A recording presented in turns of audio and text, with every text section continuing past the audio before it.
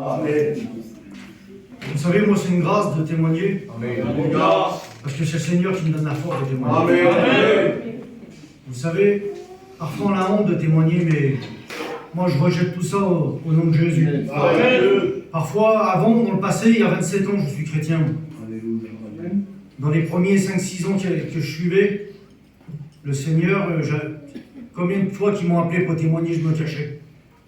Je demande pardon à Dieu pour ça, parce que à travers un témoignage, comme il sort de notre cœur, et puis là, on est derrière, on dit la vérité. On ne fait pas un semblant. Parce que le Seigneur, vraiment, il est vivant, il vit dans nos vies. Et par un témoignage, on peut sauver une âme. On peut ramener quelqu'un à Dieu, puis être sauvé. Alors c'est une importance incroyable comme on réalise ça. C'est une grâce pour ma vie. Alors je vais vous dire que voilà, bon, ben, mon foyer il est chrétien bien sûr, ma compagne est chrétienne. Mon fils de 20 ans il est chrétien, 17 ans il s'est donné à Dieu. J'en ai un autre qui a 26 ans, il n'est pas chrétien, mais voilà, on compte sur Dieu. Et le Seigneur va le bénir. Et j'ai un petit... Je réfléchissais sur ma chaise et le Seigneur m'a mis à cœur de dire, j'avais fait... Vous savez, dans ma vie chrétienne, parfois j'ai eu beaucoup de difficultés, on a beaucoup de difficultés. Hein. Et dans ma vie chrétienne, il y a un certain moment où je n'arrivais plus à avancer avec le Seigneur. Parce que le diable, il mettait tellement comment je pourrais dire, des embûches devant moi, des problèmes, des difficultés. Alors, pour vous faire comprendre, c'est comme si que je faisais en mettant 1 kilomètre dans ma vie chrétienne, j'étais béni là, et au bout du kilomètre là, il y avait le diable devant moi, là, et j'avais peur. Le diable il était là devant moi, ça faisait un chemin, et il était devant moi. Et ça c'était quand je dormais, je voyais ça, hein. Je ne l'ai pas vu comme ça devant moi. Quand je dormais, je voyais le chemin.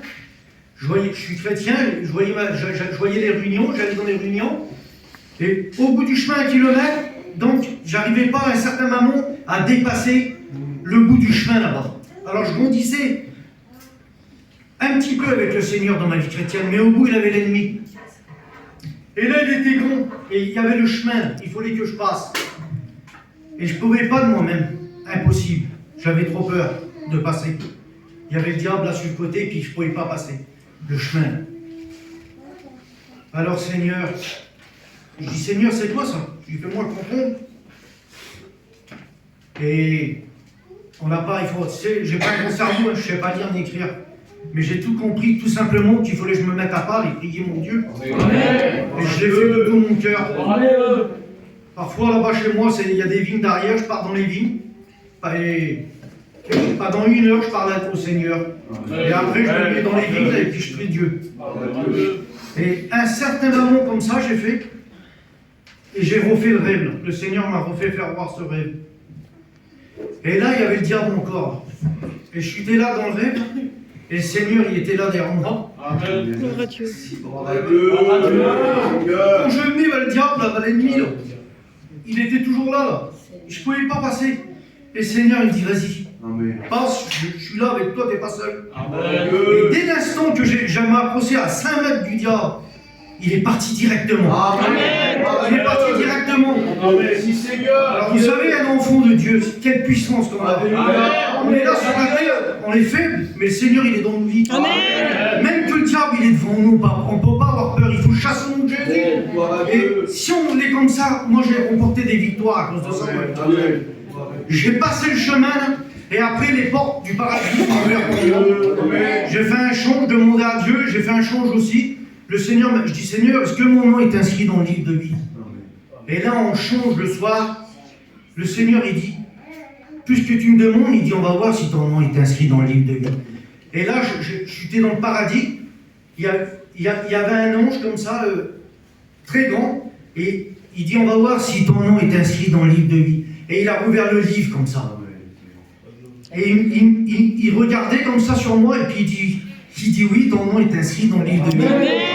Et quelle grâce pour ma vie. Et tous les jours là maintenant, je combats pour que mon nom reste inscrit dans le livre de vie. Vous savez, notre vie chrétienne elle tient sur un fil.